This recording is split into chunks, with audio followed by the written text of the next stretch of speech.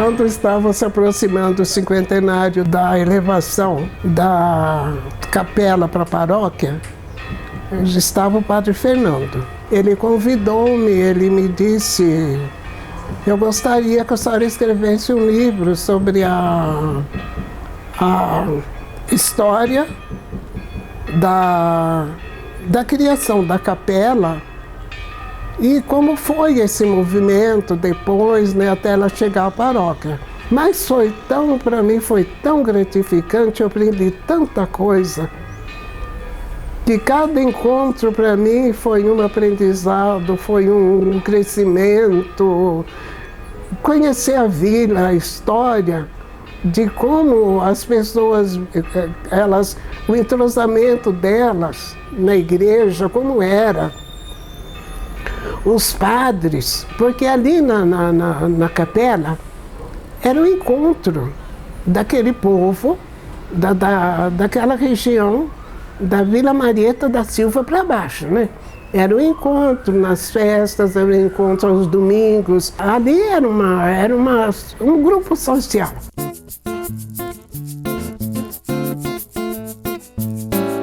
Salve o nosso santo padroeiro.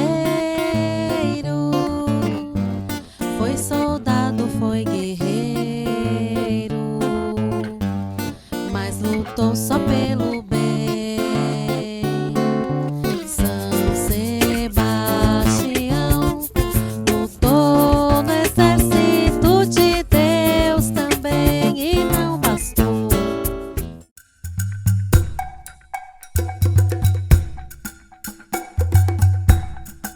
Nas primeiras décadas do século XX, só haviam duas cidades em que se podia encontrar uma multidão no Brasil: Rio de Janeiro, a capital do país, e São Paulo, a capital do café, do comércio, da indústria, do desenvolvimento econômico do Brasil. Nessa época, todos os dias, as ruas do centro da futura metrópole paulistana se enchiam de empresários e trabalhadores, após o fechamento das fábricas, comércios e escritórios. Até que em 1918 chegaram na movimentada região urbana de São Paulo os primeiros casos da terrível pandemia que já assolava a Europa, conhecida como gripe espanhola. Imagine uma São Paulo com as ruas vazias, com bondes, caminhões, de um lado para o outro, lotados de caixões.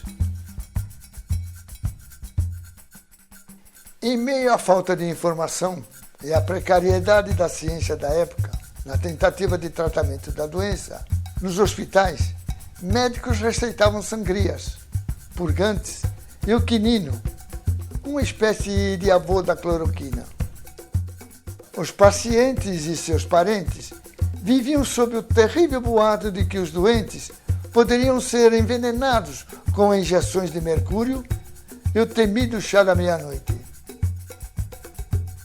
Em tempos de crise econômica da pós-guerra mundial e essa peste, a morte era também trazida pela desigualdade social, com o desemprego e a fome, gerando saques por comida no centro e nos bairros operários.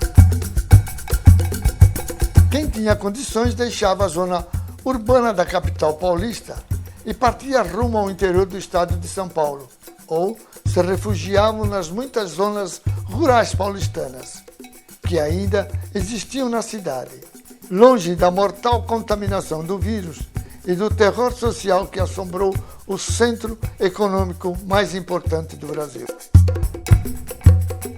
Mas era preciso levar na mala e no coração, junto com a família, a força empreendedora para o recomeço, a coragem para vencer as dificuldades e principalmente a fé, muita fé.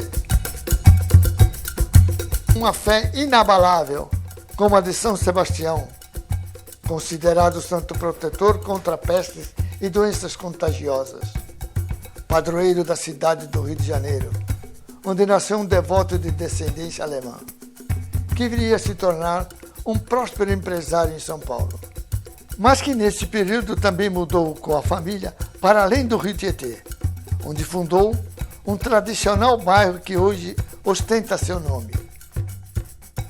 Vila Guilherme, de Guilherme Brown da Silva.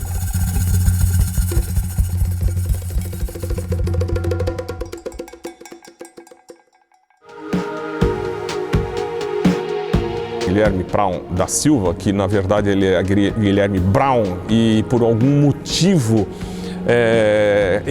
como ele era um andarilho, um negociante, quer dizer, ele sai de Petrópolis, no Rio de Janeiro, e vem para São Paulo, vem para o interior de São Paulo, ele vai fazer negociações ali e tal, na região de Campinas, e depois ele vem para a capital, e nesse percurso ele troca o nome, né? Que é um nome de ascendência germânica, sem dúvida nenhuma.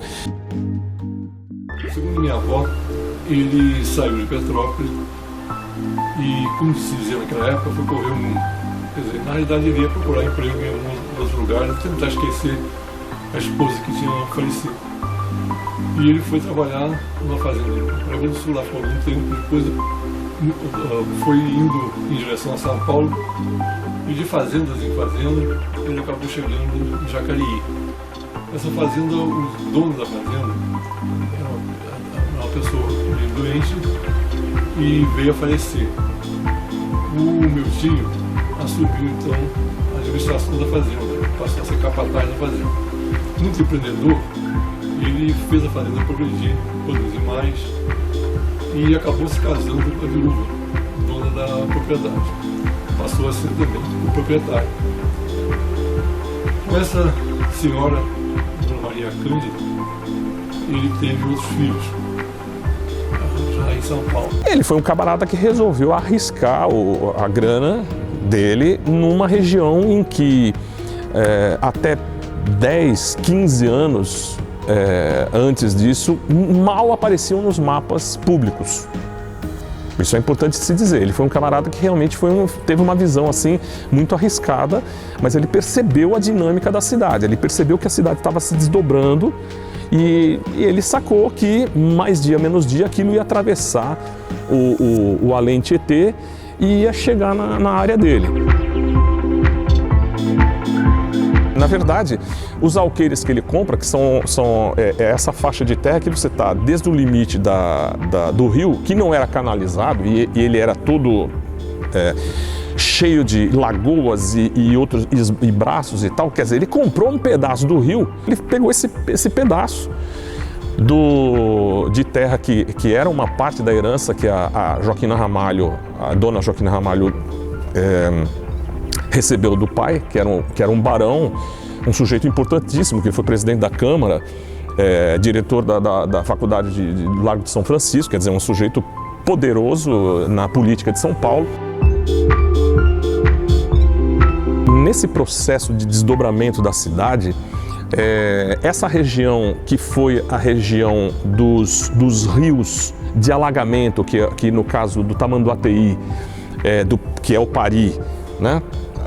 Para cá, e dessa região aqui da Coroa, Vila Maria, mais ali para baixo da Lapa, quer dizer, essa coisa toda que foi alagadiça, foi uma região em que no final do século XIX, por volta de 1870, 1880, recebeu os trilhos do trem da nova solução para a economia do Império, que era a plantação de café.